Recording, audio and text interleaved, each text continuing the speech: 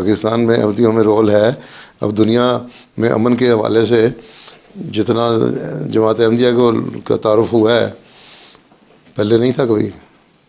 ٹھیک ہے, یہ کردار ہی ہے نا, رول ہی ہے نا. سیاستدانوں کو بھی پتہ لگ گیا, حکومتوں کو بھی پتہ لگ گیا, ملکوں کو بھی پتہ لگ گیا کہ جماعت احمدیہ چاہتی ہے کہ دنیا میں امن قائم ہو. بہت ساری دنیا کو, گو 100% تو نہیں لیکن بڑی ایک اچھی خاصی تعداد کو پتہ لگا. تو کشمیر کے لیے جنگ ہو, جو پاکستان ہندوستان کی جنگیں ہیں, روکنے کے لیے ابھی بھی ہمارا کردار ہے. ہم تو ہندوستان کی حکومت کو بھی کہتے ہیں نہ جنگ کرو, پاکستان کو بھی کہتے ہیں نہ جنگ کرو.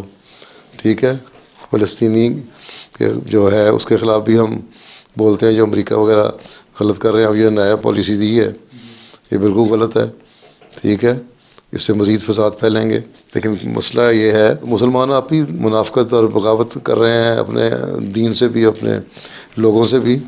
تو پھر ان کی کیا ہو سکتی ہے. ہاں, ہم جس حد تک ہو سکتا ہے ہم کہہ سکتے ہیں جو ہماری طاقت ہے. کردار پہلے بھی یہی تھا نا کہ UN میں ہمارے آواز اٹھائی جاتی تھی. چوہدری فرح خان صاحب تھے وزیر خارجہ, اور اس وقت ان کے ذریعے سے آواز اٹھائی گئی. اب بھی جس پلیٹ فارم پہ ہم اٹھا سکتے ہیں. امریکہ میں ہمارے ٹی وی چینل پہ پہلے کہیں اپروچ نہیں تھی کسی احمدی کی, CNN پہ یا فاکس ٹی وی پہ جو ان کے مشہور ہیں, یا BBC پہ یہاں, یا دوسرے چینل ہیں جرمنی وغیرہ میں.